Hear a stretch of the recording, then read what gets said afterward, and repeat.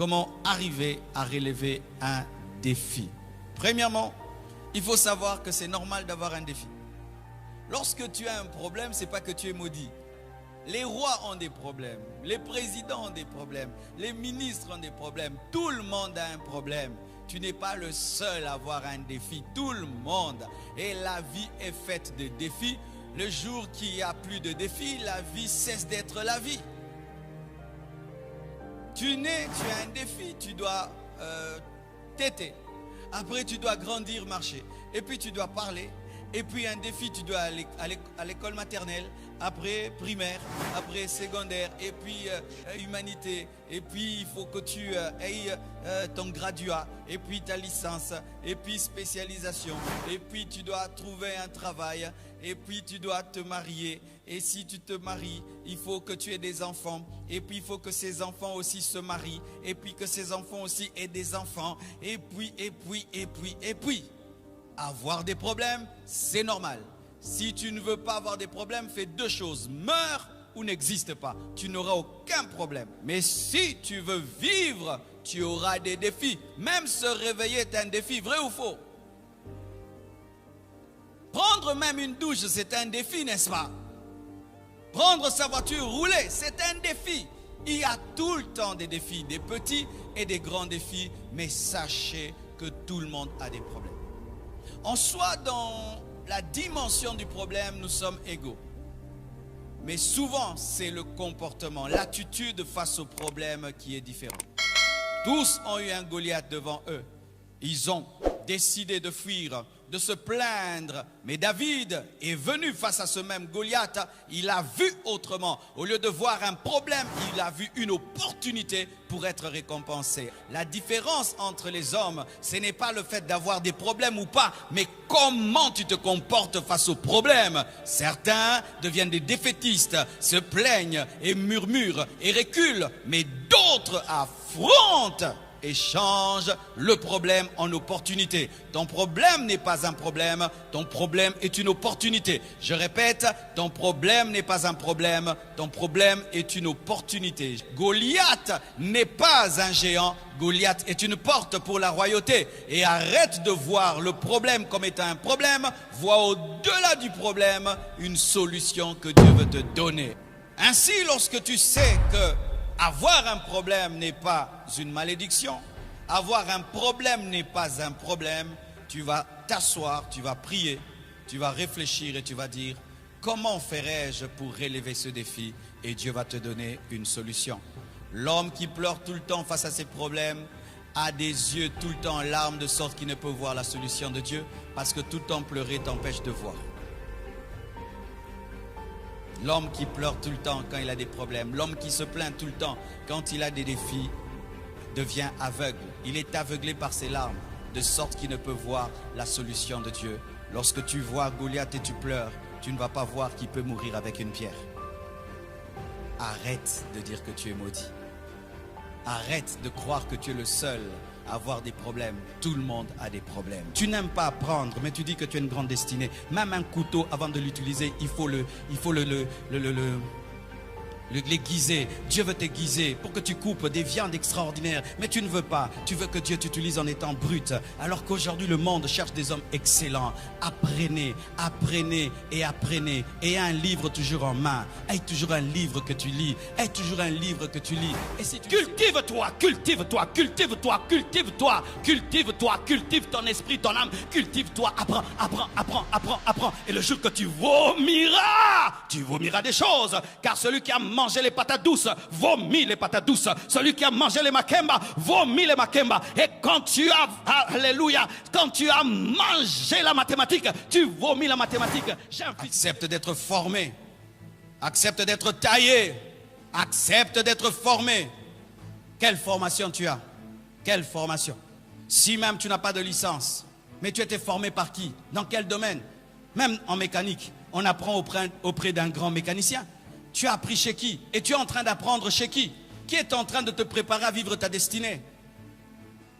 Isaïe était en train de préparer son fils à devenir roi en lui donnant les brebis.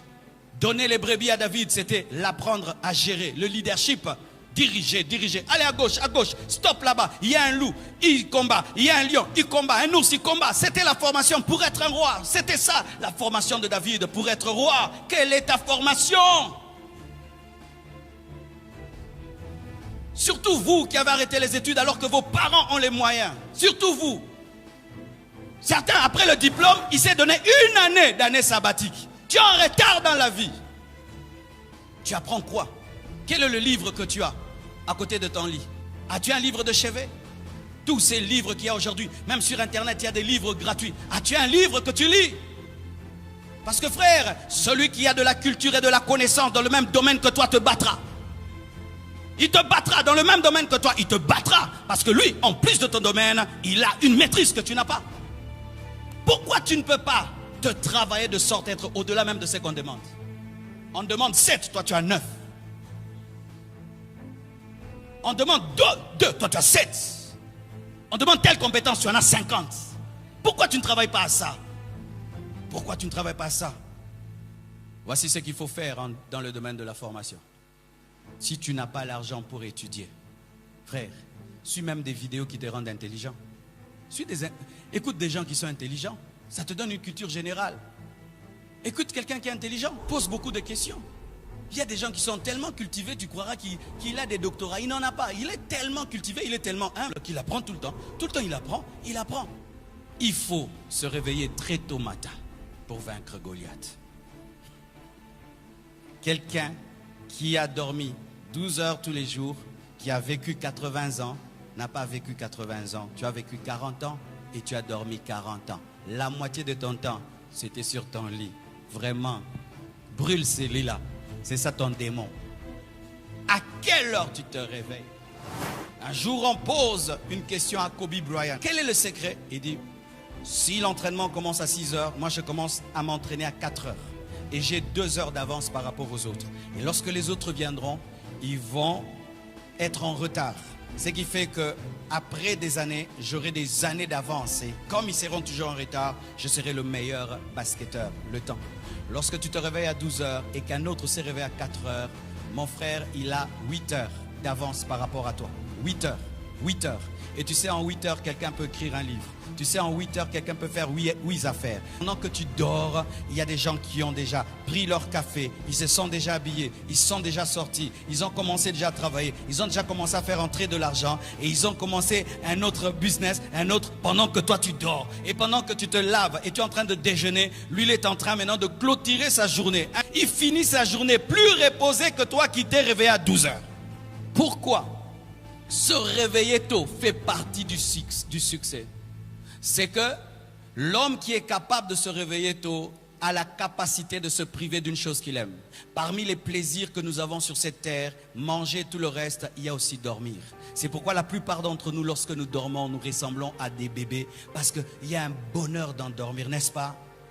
N'est-ce pas? Un jour, ma fille m'a dit, papa, je vais t'offrir un cadeau. J'ai dit, quoi ma fille? Le sommeil, parce que tu travailles beaucoup. Oui. C'est un bonheur que de dormir. Mais alors tu es dans ce bonheur-là. Tu es en train de rêver et tu es dans ton lit douillet. Faites attention au lit douillet. Hein? Tu es dedans là, bien climatisé. Mais 4 heures sonnent. Tu sors de ce lit. Tu sors de cette climatisation. Tu sors.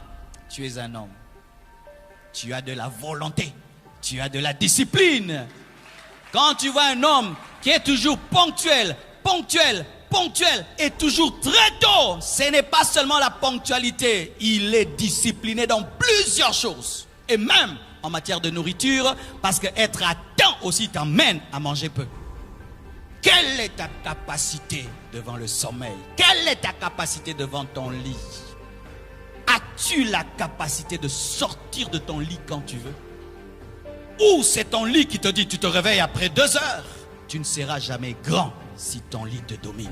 Jamais tu seras grand si ton lit te domine. Tes travailleurs vont te dominer. Tes travailleurs vont te dominer. Les gens qui se réveillent très tôt te domineront. Ils seront plus forts que toi. Tu es là devant la télé. WhatsApp. Aujourd'hui, nous avons même des téléphones qui peuvent te dire combien de temps tu y as passé. 8 heures du temps de téléphone, 5 heures de réseaux sociaux. Comment tu peux devenir grand si tu ne sais pas gérer le temps.